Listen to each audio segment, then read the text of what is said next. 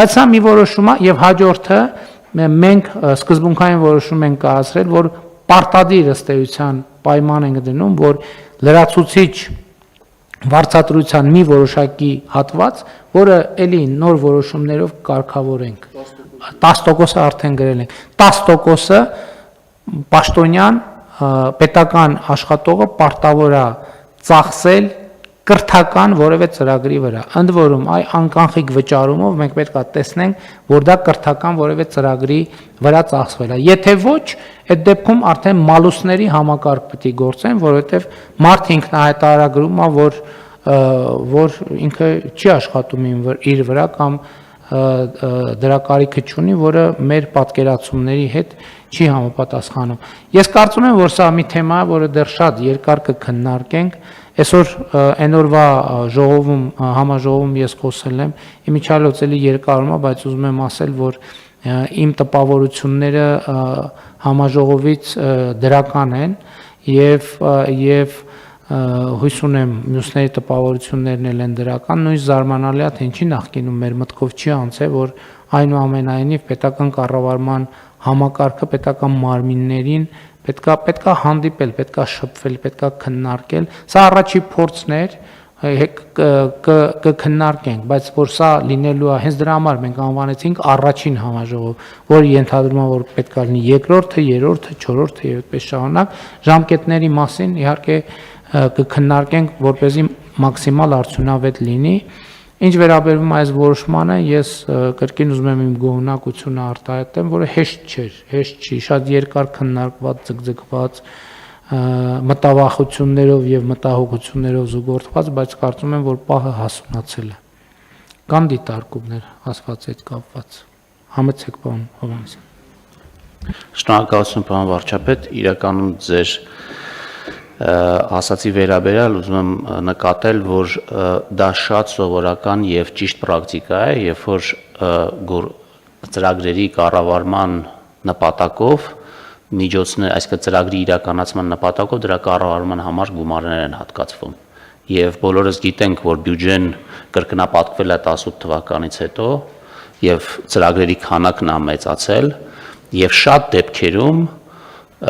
հաստիկները ոչ միայն չեն ավելացել, մարդկանց քանակը չի ավելացել, այլ նաև կրճատվել է շատ նախարարություններում։ Ես քանակի մասին չխոսելով, միայն կարող եմ ասեմ, որ օրինակ ֆինանսների նախարարությունը նախկինում մի քանի շենք է զբաղացրել։ Հիմա մենք մի շենքում ենք գտնվում, այն էլ հեսա շուտով էլի կազատենք որոշ սենյակներ, որը կարող է ուրիշ գերատեսչությունների տրամադրվել։ Շատ լավ, հա, այդ բյուջեի պահը էլ չեք նկատում, էլի, ասում ենք բյուջեն կրկնապատկվել է,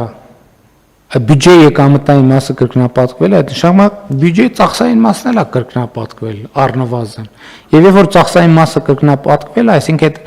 այդ նշանակում է ծախսը կատարելը, իրականացնելը, դրա արդյունավետության մասին հոգ տանելը, դա աշխատանք է եւ համեցեք։ Շնորհակալություն, պարոն վարչապետ, ես նաև նշեմ, որ այդ կրթության ծախսի հատվածը ինքը նաև կյանքն է դրան բերել, որ դրա համար նույնիսկ ֆիզիկական առումով շատ ջանքել պետք չէ, այսօր նույն համացանց թվայնացումը հնարավորություն են տալիս արագ վճարելով համացանցի միջոցով բազմաթիվ կրթական ծրագրեր ձեռք բերել, սովորել on-line, Հայաստանից սովորել այլ արտերկրում հեռակա, այսինքն այս առումով եւ ես ուրախ եմ, որ այդ բոլոր հնարավորությունները մենք ծրագրում տվել ենք։ Պարոն Խաչատրյան, պիտի մտածենք այդ ուղղությամբ խորհրդատվության ինչ որ մի բան էլ գուցե անհրաժեշտություն լինի, եթե վստահ չեմ, բայց ես օրինակ հիմա մտածում եմ, որ ես եթե հիմա ուզենամ կողմնորոշվել, խորհրդի կարիք կունենամ, թե որտեղ առավել արդյունավետ կլինի։ Կարող ենք այդպիսի բան ինչ որ ձևով, չգիտեմ, ուղղակի նոր մտքովս անցավ։ Հիմա ես որ ուզենամ, որտեվ հա ընտրությունը որ շատ է, այդ մի կողմից լավ է, մի կողմից էլ վատ է, որտեվ մտնում ես մոլորվում ես, ասում ես հիմա հետո որ միտեղ ընտրում ես, բանը ափսոսանքի զգացողություն է, կարող է մյուս տեղը ավելի լավ լիներ եւ ավելի արդյունավետ լիներ։ Շնորհակալություն, պարոն վարչապետ, ես կարծում եմ, որ այդ նախընտրելի շրջանակը որպես ուղեցույց ոլորտային առանձնահատկություններ կունենա եւ մենք այս նախագծով դրան իհարկե չենք անդրադարձել, բայց ես արդեն նշեցի իմ հիմնական խոսքում, որ մտածում ենք ընթացքից եկող բոլոր ազդակները ամփոփել եւ սա հավանական է կլինի այն նախագիծը, որը պիլոտի ժամանակահատվածում, որը 2026 թվականն է ներառում նաև, բազմաթիվ փոփոխությունների կենթարկվի։ Եվ ինչպես ձեզ զեկուցելու առիթ ունեցել եմ, մենք նախատեսում ենք, որ այս կարգավորումները ի վերջո հասնենք մի այնպիսի մակարդակի, որ 2027-ի համար իրենք օրենքով կարգավորվող հիմնական շրջանակ ունենան։ Եվ մենք ձեր դիտարկումը անպայման պարոն վարչապետ նկատի կունենանք, առաջիկա շրջանակում դա հաշվի կառնենք։ Շատ լավ,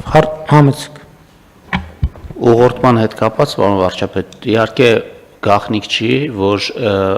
առցանց կուրսերի զգալի մասը օտար լեզվով են։